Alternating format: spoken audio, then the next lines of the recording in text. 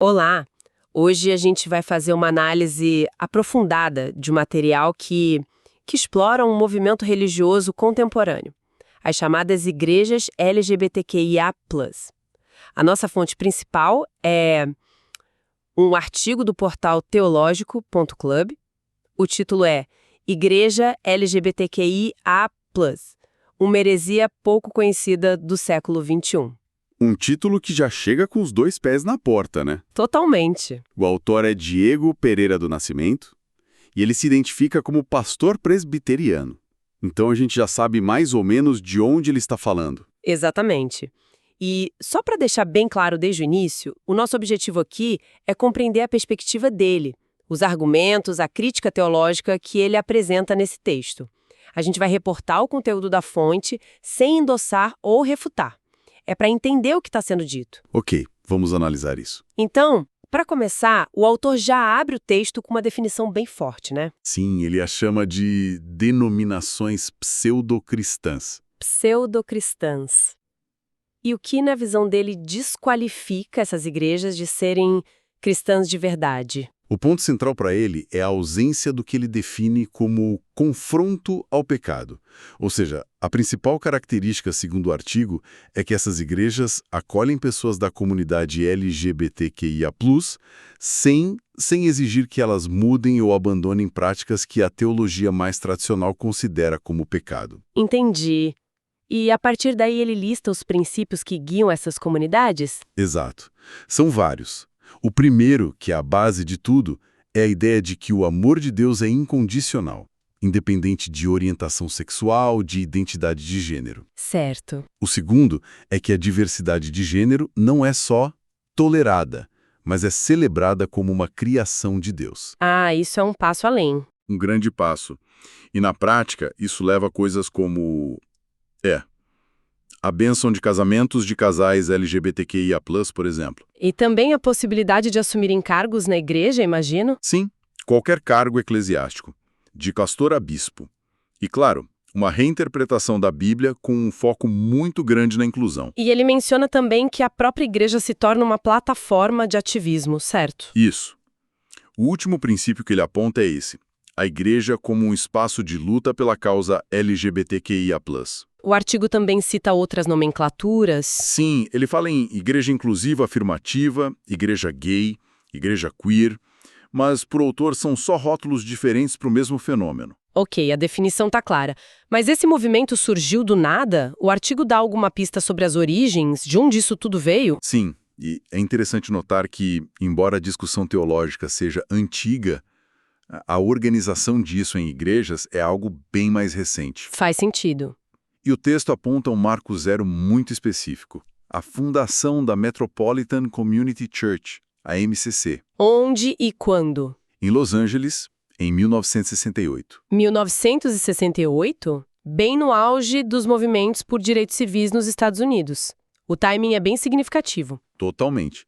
O fundador foi um homem chamado Troy Perry, de Roy, e o artigo descreve a MCC não só como a primeira, mas como a maior denominação desse tipo no mundo até hoje. Foi um ponto de virada. A institucionalização de uma ideia, então. Exato.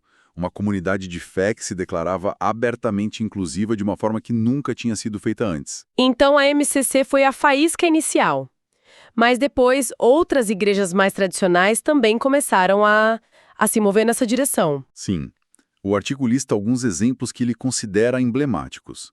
A United Church of Christ, por exemplo, se torna inclusiva em 1985. E tem a Igreja Luterana também, né? Isso, a da Suécia. Em 2009, ela passou a permitir o casamento de pessoas do mesmo sexo.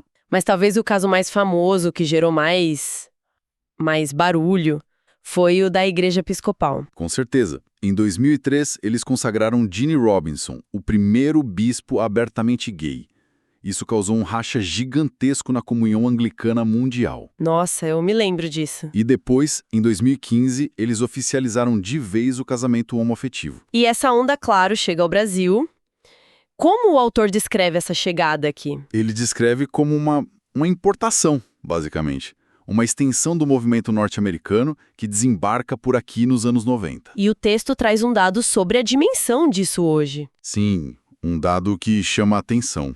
A estimativa de que, hoje, já existam mais de 50 denominações desse tipo no país. 50. Uau. Mostra que o que começou como algo pontual lá fora encontrou um terreno fértil por aqui. Ok. Então o cenário está montado, já entendemos o que são, de onde vieram, sempre na visão do autor, claro. Mas é aqui que fica realmente interessante. Ah, sim. A gente entra agora no ponto nevrálgico, na colisão teológica que o artigo quer expor. É o choque de dois mundos. De um lado, ele apresenta o que chama de visão ortodoxa e correta. Para ele, essa visão se apoia em 3 pilares, que são, assim, inegociáveis. E o primeiro pilar seria a Bíblia, imagino. Exato. Mas não só a Bíblia. É a autoridade suprema das Escrituras. A ideia de que ela é a palavra final, sabe? A autoridade máxima em fé e prática. Certo. O segundo? O segundo pilar é a doutrina da criação, com base em Gênesis 2:24. A passagem do deixará o homem seu pai e sua mãe. Essa mesma. Para ele, essa passagem sela o casamento com uma união exclusiva entre um homem e uma mulher. Ponto final. Ok. Autoridade da Bíblia e modelo de casamento. E qual seria o terceiro pilar? O conceito de pecado e arrependimento. Nessa visão, o autor é categórico. Atos homossexuais são pecado. Ele cita Levítico 18, Romanos 1. Os textos clássicos do debate. Sim. E, por consequência, o Evangelho é um chamado para que todos se arrependam dessas práticas. Para ele, não há negociação aqui. Entendi a base dele. E é em cima desses 3 pilares que ele constrói a crítica, apontando o que considera os erros teológicos do outro lado. Perfeito. O primeiro erro que ele ataca é justamente a forma como essas igrejas leem a Bíblia. Uma reinterpretação, segundo ele. Exatamente. A acusação é de que há uma reinterpretação deliberada. Ele argumenta que elas ignoram o contexto original, os métodos tradicionais, para forçar uma leitura que justifique suas práticas. A crítica, no fundo, é que a cultura atual está moldando a Bíblia, e não o contrário. É exatamente esse o ponto dele. E o segundo erro apontado, imagino, está ligado à questão do pecado. Sim, o que ele chama de negação do pecado. Ao acolher e celebrar práticas que a visão dele condena, o artigo diz que essas igrejas eliminam a necessidade do arrependimento. O que seria um pilar da fé cristã tradicional. Exato. A lógica dele é, se não há nada de errado, não há do que se arrepender. E se não há arrependimento, a mensagem da cruz perde o sentido. O que nos leva diretamente à questão do casamento, terceiro ponto. Isso, a alteração da natureza do casamento. Para o autor, não se trata de ampliar um conceito, mas de rejeitar o único modelo que ele acredita ter sido instituído por Deus na criação. E isso se conecta com o último ponto dele, que talvez seja o mais profundo. A própria ideia de arrependimento. Ele argumenta que o conceito foi totalmente invertido. Como assim, invertido? Na teologia que ele defende, o arrependimento envolve negar a si mesmo, abandonar práticas que a Bíblia condena para seguir a Cristo. Certo. Na crítica do autor, o que as igrejas inclusivas fazem é o oposto. Elas promovem a afirmação da identidade, dos desejos.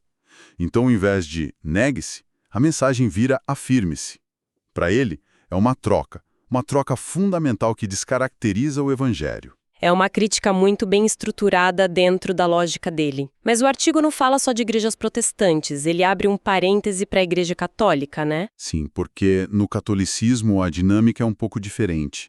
Não surgiram denominações novas, mas sim movimentos internos. Ele cita a Dignity USA, por exemplo. Que é um grupo de fiéis, não uma igreja separada. Exato. Mas o foco da análise dele é a postura do Papa Francisco, que ele considera bem complexa. E como o autor interpreta a posição do Papa? Ele aponta para uma distinção que é crucial na doutrina católica. Uma coisa é a atração homossexual, a inclinação. Isso, para a Igreja, não é pecado, mas uma condição desordenada, uma tentação. E outra coisa são os atos. Exatamente. Os atos homossexuais, esses sim, são considerados pecado. E a questão da bênção? para casais homoafetivos que gerou tanta notícia? Como ele encaixa isso? É aí que a análise dele fica interessante. Ele não vê isso como uma mudança na doutrina. Não. Não.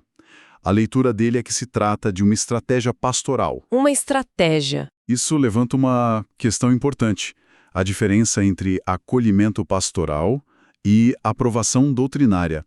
Ele menciona que a própria diretriz do Vaticano proíbe que essa bênção imite o matrimônio. Ah, tem essa ressalva. Tem.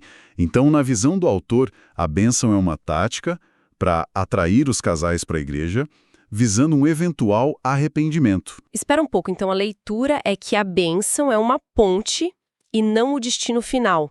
É trazer para dentro para depois pregar a doutrina tradicional. É uma leitura bem específica da intenção, mas é exatamente essa interpretação que a fonte faz. É uma ponte para que, expostos à palavra, esses casais possam buscar a transformação que a igreja prega. Uau, é uma análise bem contraintuitiva do que pareceu ser um grande passo de abertura.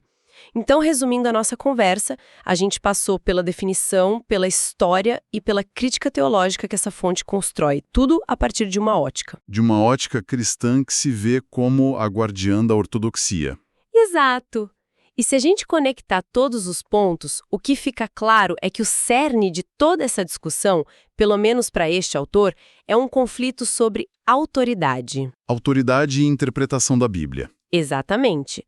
De um lado, uma visão que se apega à tradição, a uma leitura mais literal de certas passagens como verdades imutáveis. Do outro, um movimento que, podemos inferir, defende que a interpretação da Bíblia precisa ser reavaliada à luz de conceitos como amor, justiça e inclusão no mundo de hoje. O que nos deixa com uma reflexão final, certo? Algo para quem nos ouve continuar pensando. Exatamente. O artigo que a gente analisou detalha uma crítica externa, um olhar de fora para dentro desse movimento. A grande questão que fica no ar é: como uma pessoa que vive e lidera dentro de uma igreja inclusiva afirmativa responderia a cada um desses argumentos? Usando a mesma Bíblia. Usando a mesma Bíblia, qual seria a construção teológica para defender que o amor incondicional e a celebração da diversidade não são uma distorção, mas sim o verdadeiro cerne da mensagem do Evangelho? Esse é outro lado da conversa, que não está neste texto, mas que é indispensável para a gente entender o debate por completo.